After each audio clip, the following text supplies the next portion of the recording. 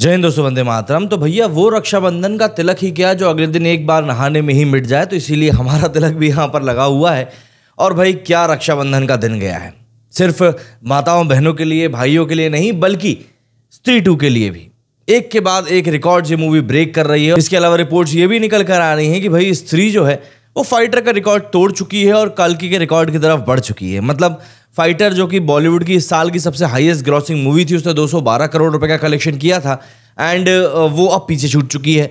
इसके अलावा अगर मैं बात करूं प्रभास की मूवी कल्कि की, तो कल्कि का जो टोटल इंडिया में हिंदी नेट कलेक्शन था वो करीब 293 करोड़ रुपीस था और उसकी तरफ स्त्री बढ़ चुकी है और मुझे ऐसा लगता है कि इस बार वो कल्कि का भी रिकॉर्ड तोड़ देगी। हालांकि अगर हम लोग ओवरऑल कलेक्शन की बात करें तो स्त्री 2 को जो टारगेट है वो कम से कम 350 करोड़ तो इस समय अचीव करना ही चाहिए, क्योंकि काफ़ी अच्छा एक रिस्पांस मिल रहा है इस मूवी को। अभी एक हफ्ता भी कंप्लीट नहीं हुआ है और मूवी ने रिकॉर्ड्स की झड़ी लगा कर रख दी है। लोगों को मूवी काफ़ी पसंद आ रही है और मैडॉक्स फिल्म का जो ये पूरा का पूरा एक, मैंने कल भी आपको बताया था, जिस तरीके से उन्होंने चीज़ों को प्रेजेंट करना शुरू किया वो लोगों को वाकई में पसंद आ रहा है। इवन मैडॉक्स फिल्म की कल एक और टीजर निकल कर आया छावा का, जिसमें कि मतलब विकी कौशल ने एक तरफा रोल किया है और ऐसा लगता है कि रणवीर सिंह कभी जिस तरह की एपिटोम एक्टिंग के लिए जाने लगे थे, अब शायद वो हिस्सा विकी कौशल के पाले में आ गया है। बहुत शानदार टीजर है उसका, उसके बारे में भी बात करेंगे। लेकिन पहले जरा इस वीडियो में हम बात करने वाले हैं स्पेसिफिकली स्त्री के बारे में। तो भाई स्त्री का जो कलेक्शन है वो ऐसा है, दिन दुगने रात चौगुने तरीके से आगे बढ़ रहा है। एंड सबसे बड़ी बात, जिस तरीके से इस मूवी ने पब्लिक को अपनी तरफ अट्रैक्ट किया है वो वाकई में काबिल तारीफ है और इसीलिए हर कोई स्त्री की समय तारीफ भी कर रहा है। अगर हम लोग बात करें स्त्री के कलेक्शन के बारे में, तो स्त्री का कल का जो कलेक्शन था उसके ऊपर मतलब काफ़ी दाव लगे हुए थे कि यार रक्षाबंधन का त्यौहार है, छुट्टी का दिन है, संडे के बाद का दिन है, काफ़ी अच्छा कलेक्शन निकलेगा और हुआ भी कुछ ऐसा ही। हालांकि संडे के मुकाबले में थोड़ी 30% की गिरावट देखने के लिए मिली, बट उसके बावजूद भी एक रक्षाबंधन का त्यौहार होने के बावजूद इस मूवी ने 38 करोड़ रुपीस का कलेक्शन किया है, ऑलमोस्ट 40 करोड़ का। और ऐसे में इस मूवी का जो टोटल कलेक्शन है अब वो 229.55 करोड़, मतलब ऑलमोस्ट 230 करोड़ रुपए हो चुका है सिर्फ और सिर्फ अपनी रिलीज के 5 दिनों में ही। वहीं पर अगर हम बात करें इस मूवी के ओवरसीज कलेक्शन के बारे में, तो वो हुआ है 47 करोड़ और इंडिया का जो ग्रॉस कलेक्शन है वो उसका 275 करोड़।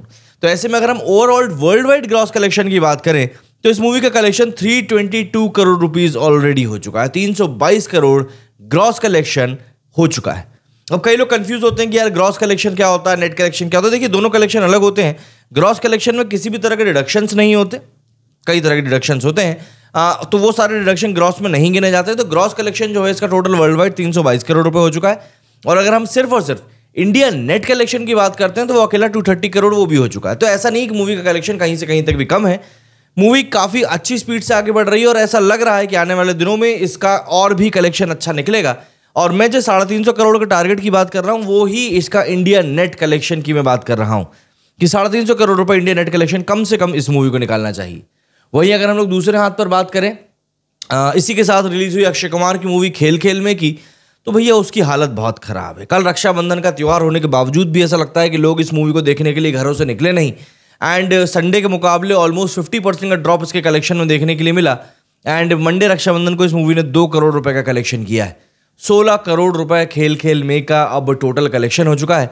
एंड देखिए ये बात हमको समझनी पड़ेगी कि यार मतलब बहुत दिक्कत हो रही है यहाँ पर अब, क्योंकि अक्षय कुमार से इस तरह की एक्सपेक्टेशंस नहीं है किसी को भी कि मतलब उनकी मूवीज़ इतना बुरा करेंगे। और एक के बाद एक मूवीज़ की हम लोग बात कर रहे हैं। अक्षय कुमार ने जिस तरह की मूवीज़ सूर्यवंशी के बाद करी हैं, जिस नंबर के साथ करी हैं, उसके बाद ऐसा लगता है कि नहीं यार एटलीस्ट अक्षय कुमार को कम से कम मूवी सिलेक्शन के बारे में थोड़ा सोचना चाहिए।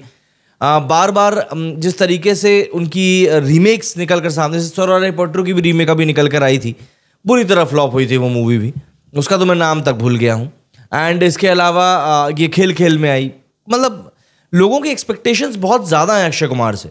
अक्षय कुमार के फ़ैन फॉलोइंग बहुत ज़्यादा है। एंड जब वो अपने फेवरेट हीरो को इस तरीके से बार बार लगातार फेल होते हुए देखते हैं तो कहीं ना कहीं उनका मोटिवेशन भी लूज़ होता है और उनको लगता है कि यार आखिर क्यों ये इतनी दिक्कत पेश आ रही है अक्षय कुमार को, बहुत लगता है। इसके अलावा एक मूवी और रिलीज़ हुई है इस बार बॉक्स ऑफिस के ऊपर, वेदा का जो कलेक्शन है वो भी ऑलमोस्ट खेल खेल में के ही बराबर है। 15 करोड़ रुपए का कलेक्शन उसका हो चुका है। कल इसने 1.5 करोड़ का कलेक्शन किया। एंड जॉन अब्राहम की एक बहुत अच्छी कोशिश थी, बट रॉन्ग टाइमिंग, अगेन मैं यही कहूँगा, गलत टाइमिंग का शिकार हुई है मूवी।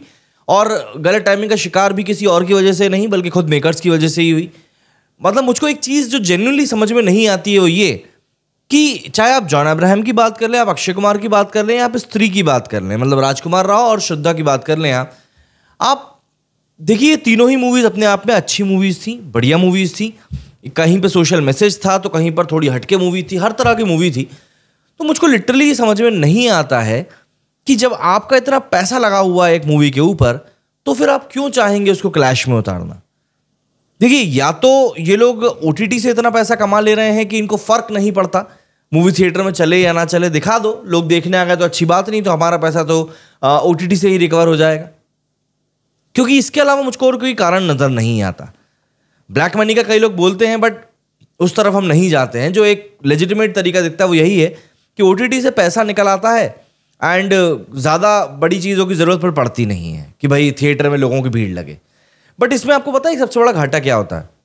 सबसे बड़ा घाटा इसमें यह है कि जब इंसान की मूवीज ओटीटी पर, एक जैसे मान लीजिए कोई एक एक्टर है जिसका नाम ए से शुरू होता है, उसकी अच्छी खासी फैन फॉलोइंग है एंड ओटीटी प्लेटफॉर्म्स को पता है कि हाँ इसकी कैसी मूवी आए, अगर हम खरीदते हैं तो हमारा कम से कम 150 करोड़ रुपए तो इसकी मूवी से निकल ही आएगा। तो मेकर्स भी इस बात को जानते हैं, वो 100 करोड़ रुपए में मूवी बनाते हैं, एक्टर को उसकी फीस देते हैं, 150 करोड़ में सामने बेचते हैं, 50 करोड़ रुपए अंदर कर लेते हैं। बट ऐसे में दिक्कत क्या होती है? ऐसे में दिक्कत ये होती है कि मेकर्स जो एक एक्स्ट्रा स्टेप लेकर, एक एक्स्ट्रा एफर्ट लगाकर जो बेहतरीन सिनेमा बनाने की कोशिश करते हैं, कहीं ना कहीं वो कम होने लगते हैं। जैसे अगर हम बात करें एस राजमौली साहब की, अगर हम बात कर लें, तो आप देखिए वो ओटीटी के लिए वो सिनेमा नहीं बनाते, वो थिएट्रिकल एक्सपीरियंस के लिए बनाते हैं। एंड यकीन मानिए theatrical experience is one different thing. इसीलिए आप देखेंगे कि ये लोग काफ़ी लंबे समय में मूवीज़ बनाते हैं। ऐसा नहीं कि फ्रिक्वेंटली आप मूवी बनाते ही जा रहे हैं, या ये ऐसे एक्टर्स भी काफ़ी कम हैं जो साल की 4-4, 5-5 मूवी दे रहे हैं, फ्लॉप हो तो भी कोई फ़र्क नहीं पड़ता, बस मूवी चलते रहना चाहिए। अरे भाई, सिनेमा है, किराने की दुकान नहीं है कि आपको मतलब साल भर सामान बेचना ही बेचना है। अगर आप 1000 करोड़ 1200 करोड़ रुपए अब 2024-2025 में आके भी नहीं कमा रहे हो, तो कब कमाओगे? मतलब हम कितने लंबे समय से इंडियन सिनेमा के एवोल्यूशन की हम लोग बात कर रहे हैं, and suddenly we are standing on a point where हमको समझ में नहीं आ रहा है कि अब हम आगे कैसे बढ़ने वाले हैं। पैसा क्योंकि इतना इंपॉर्टेंट हो चुका है। खैर, भारी बातें नहीं करते हैं। स्त्री 2 ने काफ़ी अच्छा लेकिन कलेक्शन निकाला है, बेहतरीन कलेक्शन निकाल रही है मूवी। एंड जिसका मेन लीड मैं कहूँगा एक बार फिर से कंटेंट ही है। कंटेंट ही इस मूवी का किंग है, एंड इसीलिए हर कोई इस मूवी को देखने के लिए मतलब बिल्कुल पागलों की तरह प्यार लुटा रहा है। कमेंट करके ज़रूर बताइएगा आप लोग मुझे कि आपका इस बारे में क्या कुछ सोचना है। एंड मेरे इस वीडियो फिलहाल इतना ही। जय हिंद, जय भारत।